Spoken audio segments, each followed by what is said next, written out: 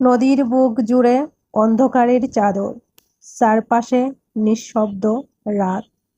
হঠাৎই ঢেউয়ের ভাঁজে ভেসে আসে লাইটের ঝলকানি, যেন আকাশের তারাগুলো নেমে এসে পানির বুকে খেলা করছে।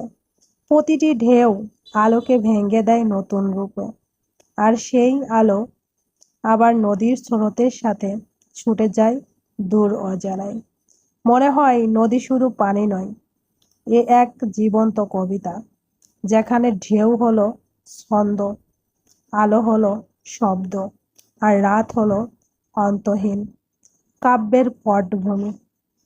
এই দৃশ্য চোখে পড়লে মনে হয় জীবনও অনেকটা এরকম। অন্ধকারের ভেতরেও হঠাৎ কোনো আলো এসে ভাঙন তোলে, ছড়িয়ে দেয় সৌন্দর্যের ঝলক।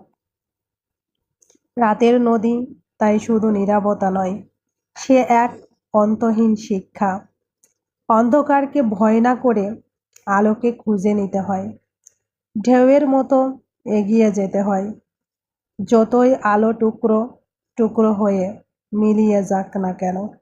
তেমনি করেই ধরা দিয়েছিল আমাদের মাঝে এমনই একটি রাত।